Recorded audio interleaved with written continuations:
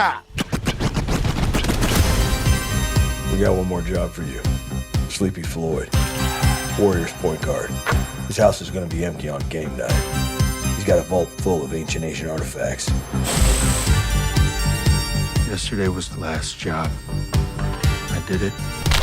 I'm done. You're done when we say you're done.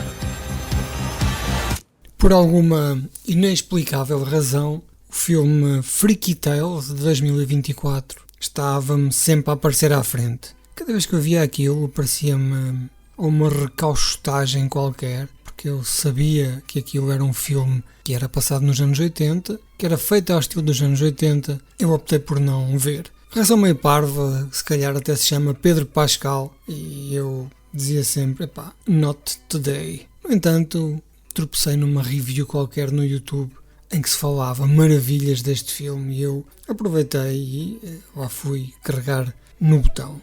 Não está em nenhuma plataforma, eu tenho quase a certeza que eu já tinha visto, mas não encontrei. Acabei por ir ao Sr. Joaquim e requisitar a minha cópia. Freaky Tales é um filme de 2024 que é realizado por Anna Boden e Ryan Fleck, que são o Ryan Fleck que fez, por exemplo, Capitã Marvel, não é? A Capitã Marvel, ou em português, a Capitão Marvel.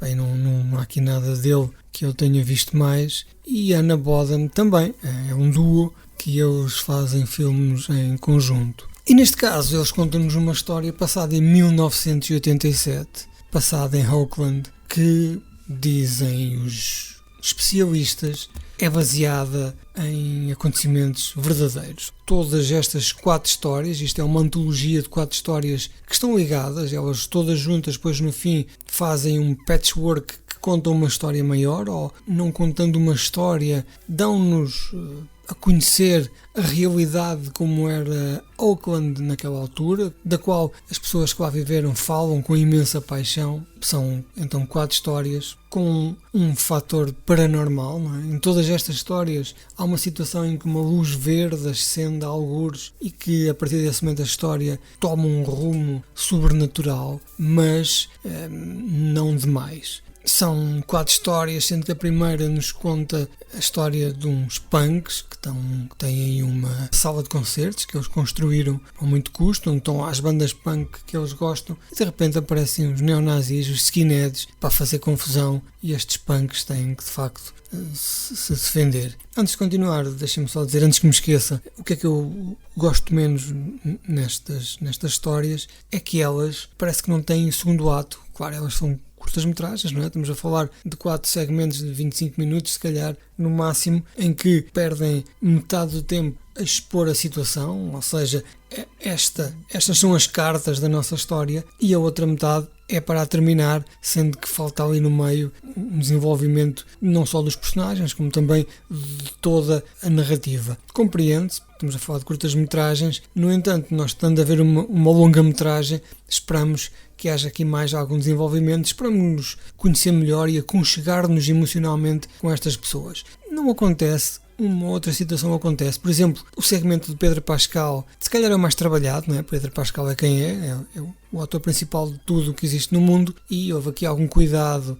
O segmento dele, ele é um assassino, não é? Contratado, que acha que terminou o seu trabalho, porque a sua mulher está grávida e ele quer acabar de ser assassino para ser um pai normal, até que um conjunto de situações anómalas ressurgem e ele vê-se novamente puxado com a extrema violência, que é uma das características destes episódios, que é a extrema violência, vê-se apanhado novamente nesse vórtice de violência. Tenho também uma que eu gosto menos, que são uma dupla de rapper, 2 raparigas que improvisam rap. Estamos a falar de 87, o rap estava no seu início, apesar de já ser uma indústria grande e rica e montada, e elas são convidadas por um rapper muito famoso que alegadamente existirá, e aqui é interpretado por um ator, e eu já estive a perceber pelas páginas que ele também aparece no filme original, aquele que em 87 existia mesmo, mas eu de facto não o conheci, porque eu não conheço a cena underground de Oakland de 87,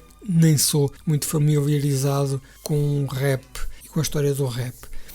e elas são convidadas, vão cantar com esse rapper e depois acabam por fazer um brilharete e percebe-se que poderá eventualmente ser ali o início de uma carreira que depois não se percebe. E depois no fim tem uma última história acerca de um jogador de basquete. Isto, pelo que eu li, foi um jogo que existiu mesmo, foi um jogo muito marcante, que toda a gente que gosta de basquete e viveu aquela altura se lembra ainda hoje. E aqui o nosso jogador que marcou montes de pontos, talvez um dos recordes da NBA, quando chega à casa no fim do jogo, percebe que a sua esposa e a sua mãe foram assassinadas e ele tem que se vingar. A vingança é muito boa, tem até a música dos Metallica enquanto ele se prepara, From Whom the Bell Tolls, que eles aqui aproveitam a música toda, são 5 minutos de uma sequência de montagem e uma primeira abordagem ao massacre que ele irá fazer no fim, mas dá-me a ideia que as pessoas disseram, esta música foi uma fortuna e nós vamos ter que aproveitar de ponta a ponta, e foi isso mesmo que eles fizeram. No total, é uma experiência muito divertida, não é um produto coeso, porque de facto estas histórias acabam por não encaixar tão bem como nós achávamos que pudessem encaixar,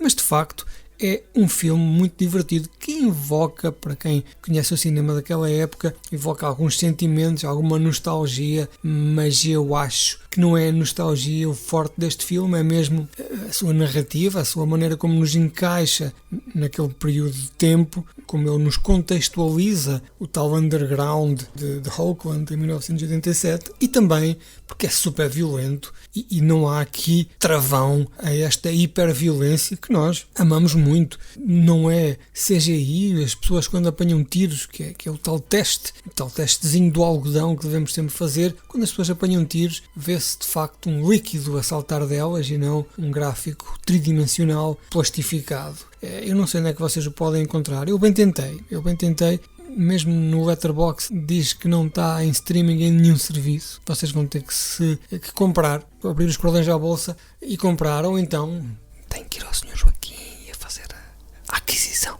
E pronto, esta é a minha dica para hoje e se calhar para esta semana, e espero que vocês continuem a divertir-se e a serem as pessoas espetaculares que vocês são. Estou a pensar também em fazer aqui um rebranding no TikTok, como uma espécie de guru do wellness, em dizer às pessoas: acredita em ti, pois tu tens a força interior, só tu poderás trazer cá para fora o teu potencial. E também se calhar misturar aqui signos e tarot, mas isso é um plano que ainda estou a delinear. You fucked with the wrong warrior.